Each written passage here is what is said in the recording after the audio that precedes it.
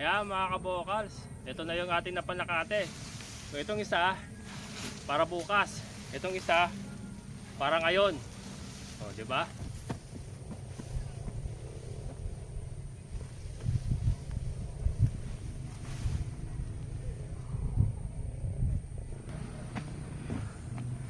Wait lang mga kabokals. Pagod. Grabe.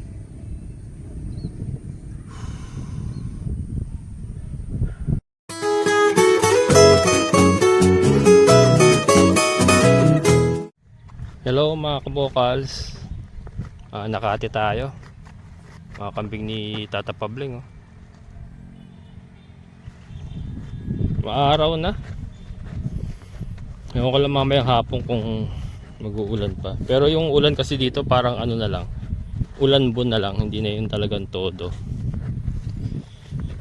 Ayan yung mga damo malalago na. Kaya lang yung mga kambingan natin, hindi ko pa yun nilalabas. Yung kabilang lote naman ni Sir John, yung katabingan natin na pinagsusugaan natin, mga December, pwede na yun. Ito parang buntis to, laki na siya, no? Buntis nga, namamaga yung pepe, buntis, parang malapit na rin mga naka.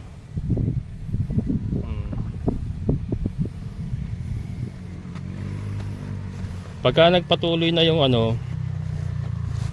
yung magandang araw na ganito, hindi na mag-uulan, o pwede yun, tatali ko. Magbili ako ng mga mahabang tali, tatali ko doon sa likod. Kaya lang kasi mag-aagawan sila sa ina-allocate ko rin kay Milky yung area ng malapit sa atin. Siguro sa medyo malayo natin sila ilalagay. And malayo yung sa mga kambing ni Tata Pabling pagka nilabas ko, kasi baka maisahan nga. Ang ganda na ng ito na yung kalsada mga kabokals. Yan. Ito nadadaanan na to, ayun ayun yung entrance, yung papasok. Ito nadadaanan na to. Papunta doon sa atin. Diyan. Ayan Tapos doon. Hindi ko alam kung saan nila uunahin, pero ayan yung ayan na yung update. Ang sabi kasi ipa-priority yata yung papunta sa phase 2 kasi nahirapan yung mga taga phase 2 pumunta nga roon. Hindi ko alam kung saan nila patatagosin ito papuntang phase 2. Tignan na lang natin. Ayoko pang unahan. Baka magkamali ako na sabihin Basta yan ang ginagawa nila dyan. Wala si Kuya Bako pinull out ako sa nagpunta. Baka doon sa ibang site. Baka doon naman siya magagawa. Kasi yung panambak yung mga panambak na binagsak nila dito na yun halos na ilatag niya na papunta ron, may dulo. Dito tayo mga kabokers. Wala na to, mga bata pa. Dito tayo magsakate. Ayan. Pumapasok ako sa kasukalan mga kabokers. Pasok tayo rito. Lote pa to lote ito. Ayun may bakod ngayon. Ayun nakababwero. Nakababwero mga kabokals. Lote ito. Pero dito tayo sa baba. Itong babae ito, lote pa ito. Ang alam ko Nawala yung gloves ko. Laglag yata. Bili na naman tuloy ako. Wala tuloy akong gloves ngayon. Ano pa niya yung kamay ko? Balat sibuyas. Balat sibuyas. Pero yung mukha balat buhaya. Yan. Akong niya mga kabokas. Ako ang nagsakati lahat niya Kinilir ko na lahat Na-clear na. Ngita tayo sa ahas. Nakabutan naman tayo sa kapantalon. Nakapantalon ako sa para may tayo, may protection. Kaya hindi mo masasabi. Hindi mo masasabi ang mga bagay-bagay tungkol sa mga buhay-buhay. Ayan, dito tayo. Ayan tayo mga kabokals. Yan, to. Paubos na. Paubos na. Yan kasi bangin na yan. Kaya, pero ano, pagka wala na talaga, susuungin ko yan. Bangin man eh, susuungin ni Kalbo. Yun naman eh, ano na, mga tuyo-tuyo kasi dun eh. Ito, pinakamaganda. Tayo. Kaya mga kabokal, wala akong gloves. Kainis, nawala yung gloves ko eh. Kung malaman ko saan nalaglag. Time check. Pasado alas 12 mga kabokal.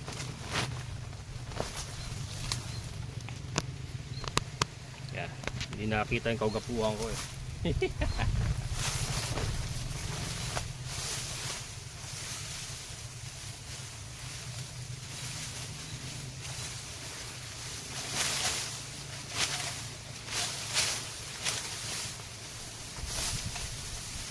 Maganda yung pakuha natin oh.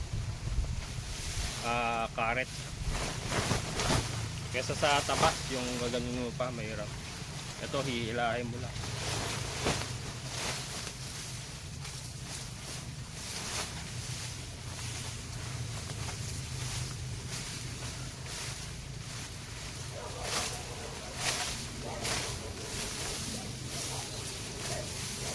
Buti medyo malilim. May konting lilim na ang puno na saging. Kabokal, bakit tanghali ka naman nakate? Alas 12 pa sa atin na. Kasi nag-aano pa tayo mga kabokal. Inuuna natin yung mga baboy, yung manok. Bago tayo makapanakate. And then ito mga kabokal, 2 sako na itong kukunin natin para bukas. So bukas, hindi na ako mananakate sa isang bukas na para gano'n. Ganun ginagawa natin, kada sakate natin, meron na tayong panakate para sa kinabukasan. Para every other day.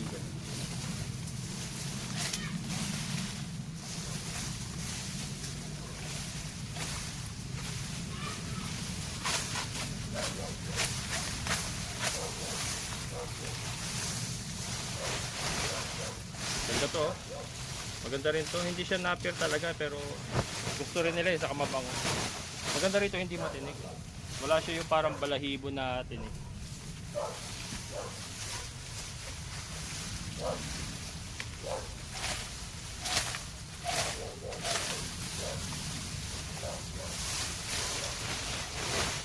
Yan, isa ito sa umuubos talaga ng oras mga kabos, yung pananakate.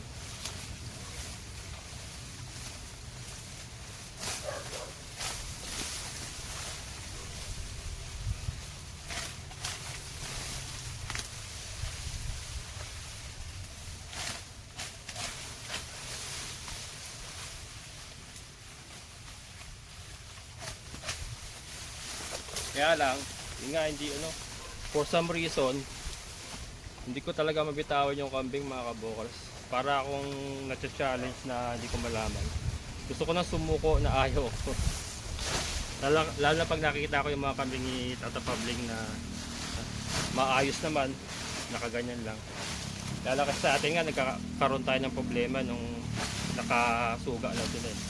Kaya nag-pre-race muna tayo sa ngayon pero yun nga, pagka hindi na nag-uulan, palalabasin din natin sila sa doon nga, sa kabilang area pa rin.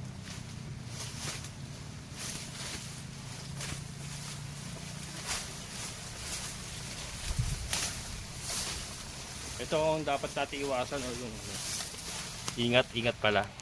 Yan yung tabi ng saging na ganyan. Mga tabi ng saging malamig. Bakit mag-ingat? Malamig na ganyan mga kabokals. Paboritong tambayan ng ahas. Pagka ganyan malamig.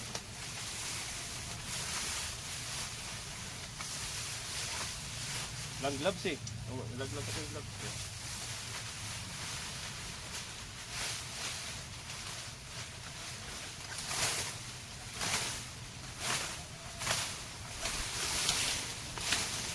Bili ako mamaya. Punta ako sa sa Biola Highway. Titingnan ko kung makakuha tayo ng ipa para naman sa mga manok natin, pang sabon sa pupo. Try ko muna yung ipa mga kabokal kasi mabigat din kasi kargahin yung kusot. Nahirapan akong pag nag-scrape out mabigat. Yung ipa kasi magaang lang, kahit isang sako nun medyo magaang lang. Madaling buhatin. Try ko lang kung makakuha. Mahirap kasi makakuha ng ano. Mahirap makakuha ng ipa. Agawan. Kasi marami din gumagamit ng ipa.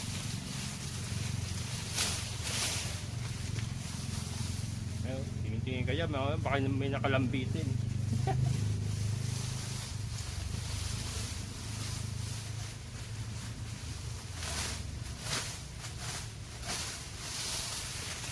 Yung nangyari ng gano'n mga kabukals, may nakapulupot na ano.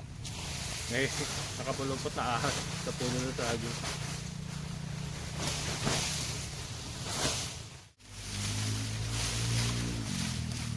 Yan. Kapal oh.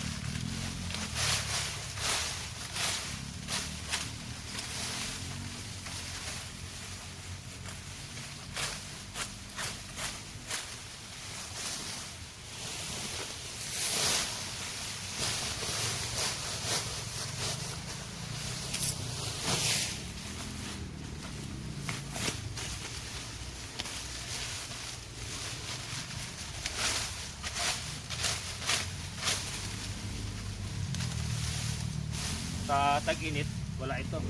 Matutuyo ito mga to. Ang maganda naman sa tag-init, may susugan na natin, mapapawala na natin mga kambing.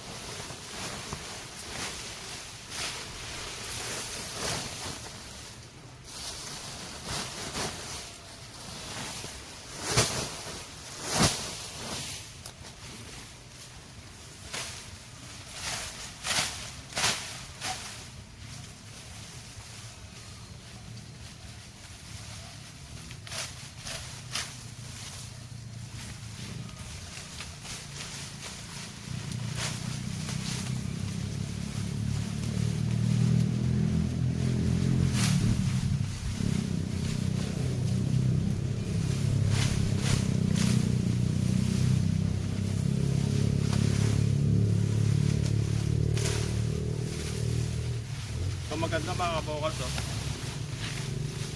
May kasama mga baging-baging ngayon.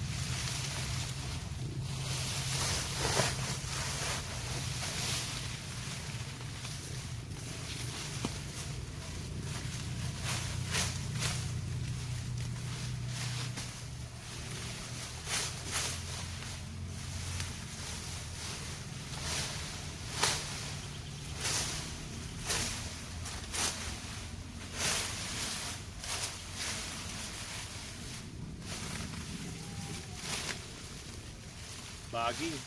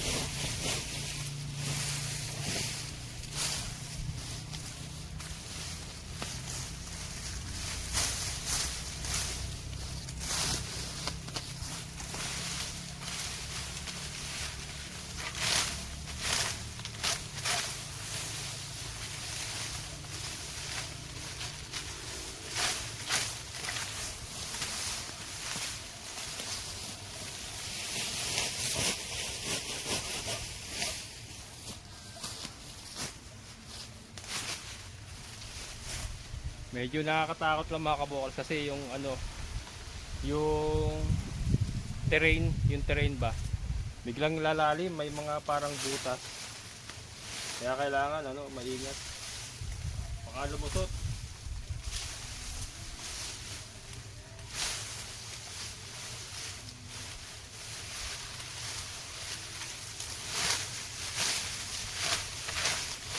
Problema sa damo na to, makate. Makate mga kabokals. Sa pagkataas na ito hugas, tapos alcohol. Makati siya sa balat.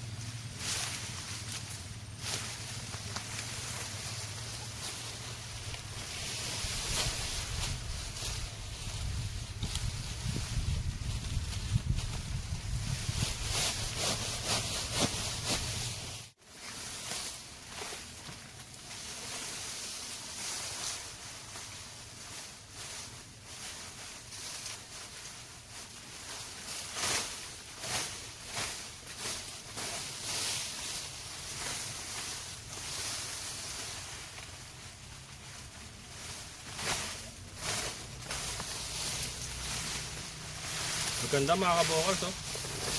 Tataba.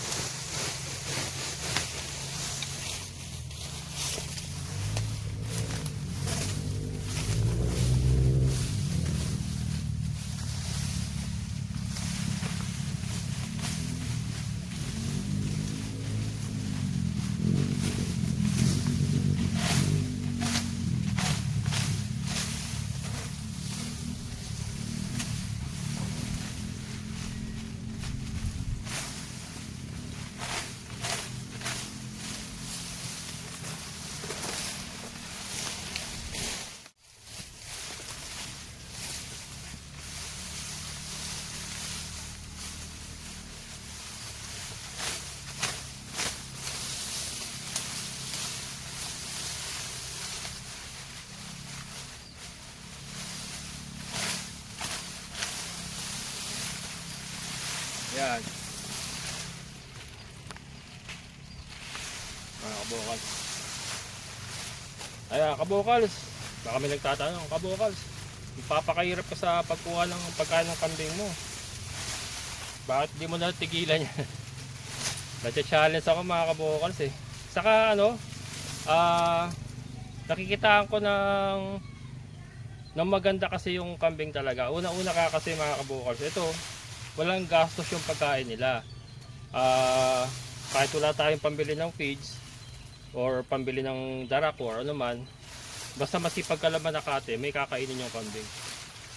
Kailangan lang talaga natin mga kabokal siguro ano, kaya lalo ako nati-challenge kasi kailangan lang talaga siguro nating ayusin yung pamamaraan na pag-alaga natin para maparami sila. And then yung goal talaga, ano ba talaga yung gusto nating gawing negosyo patungkol sa kambing, meat type ba, gatasin ba, o yung pagbibreed ba ng mga hybrid, mga ganyan. So yun. So yun po ay ini-establish ko pa, kaya lang sa ngayon na-challenge ako kaya hindi ko tinitigilan. Although talagang mahirap mga kabokals, ubos ang oras, saka pagod sa pananakate. Pero yun nga, yung good side naman kasi walang gastos yung kanilang pakain, kaya hindi ko rin talaga siya maisuko-suko kasi half ako eh. Yes, hirap na ako, gusto ko na tigilan, pero yung other side nung isip ko, wag muna, ituloy mo lang, wala ka namang ginagastos dyan, pagod lang talaga ang pinaka problema mo. So di ba, eventually kikita rin mga ganung bang mga iniisip ko, kaya yun, tuloy pa rin tayo sa pagkakambing.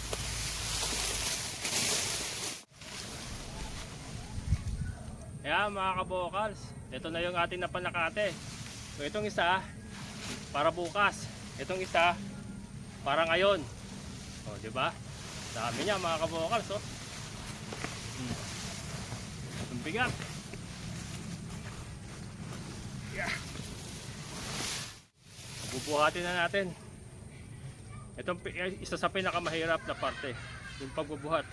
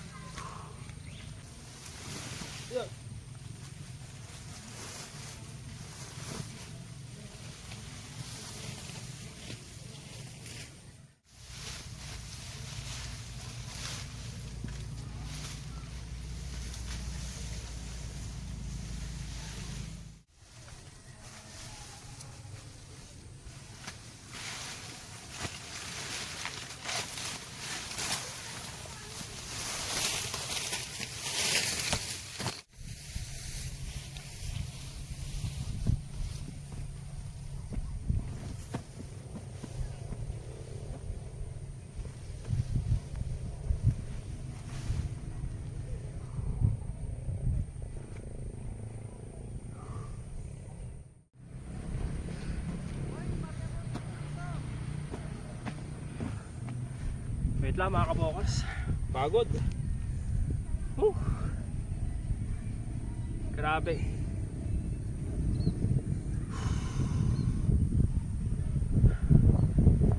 Dati mga kabokals, nung nagtatrabaho pa sa akin sila Emon, doon pa sa old area, ano sila, binabayaran ko sila dito, dumadayo kami sa ibang lugar.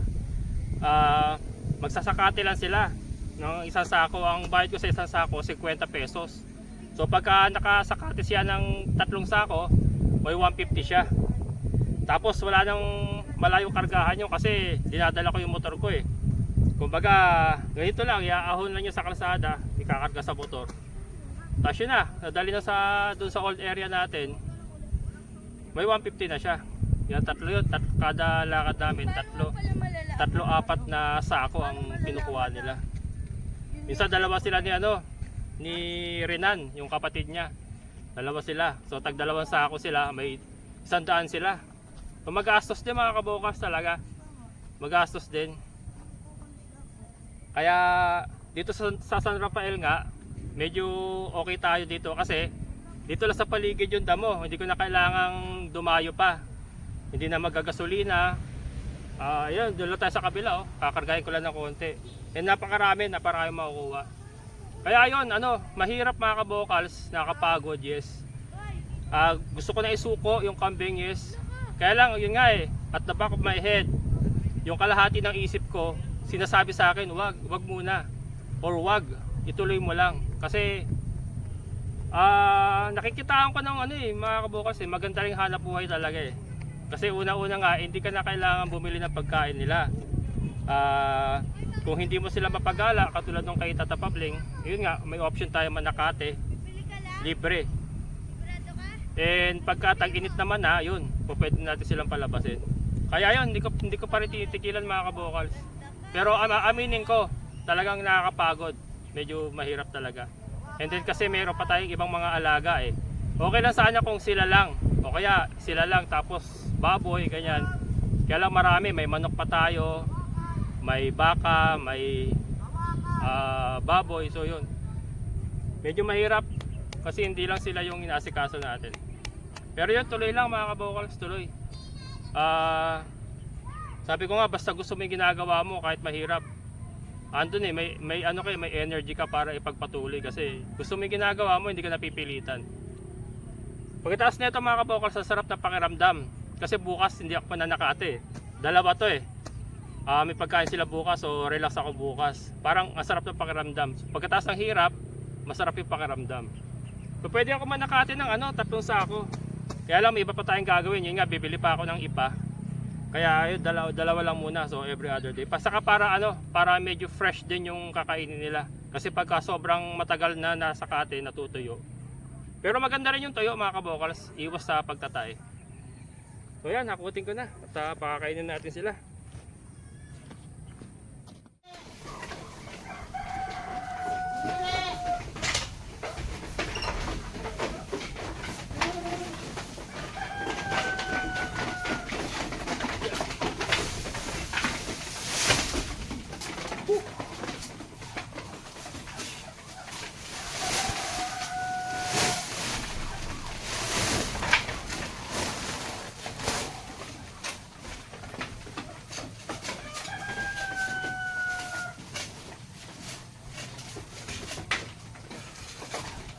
Sakit sa kamay mga kabokals.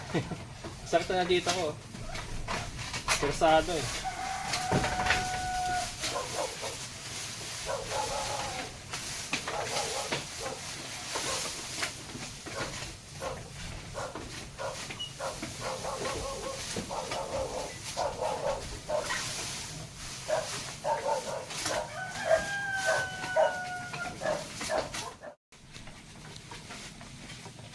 Ayan po. Diba? So, napakain ko na sila ng isang araw, ng para sa isang araw nila nang wala akong ginastos. Kaya yun po yung talagang pinag-iisipan ko rin mabuti kasi wala namang gastos eh. Walang kita, wala rin namang gastos. Pero sabi ko nga, pag kumita naman ito, ay tuloy-tuloy na. Naparami natin sila, naayos natin yung ating breeding, and na-establish natin talaga kung anong market ba yung pupuntahan natin. Kasi sa ngayon mga kabokal, sa aminin ko, magulo pa rin talaga kung saan ako pupunta. Para akong isang pampasaherong jeep na walang trangkisa. Joke lang. Wala pa akong kasiguraduhan kung saan ako pupunta, kung sa breeding ba ng pang meat type, kung sa breeding ba ng hybrid, kung sa meat milk type ba, mga ganyan. So, ini-enjoy ko muna. Ini-enjoy. Oh, brother! Pooch! Brother! Nasa tayo niya, Brad?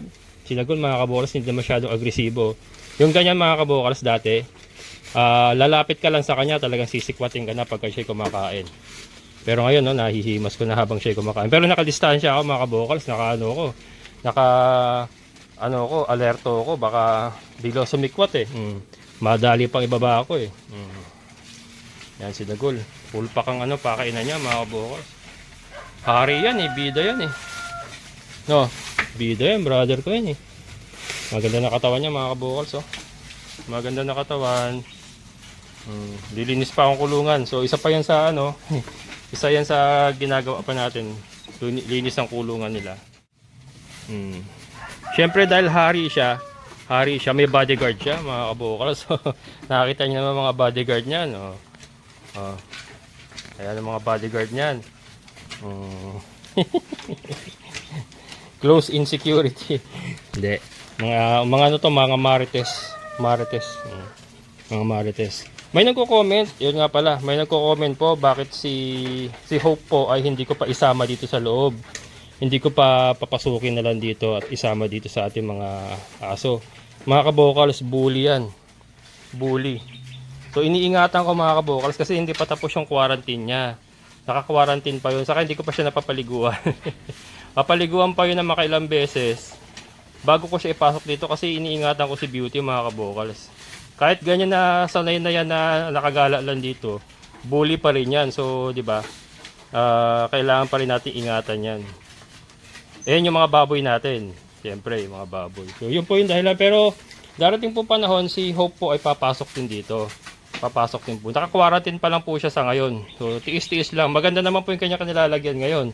May bubong siya at hindi siya sumasala sa pagkain. Yun naman po importante ron. Ayan mga kabokals, hanggang dito na lang. Maraming salamat sa inyong pagsama.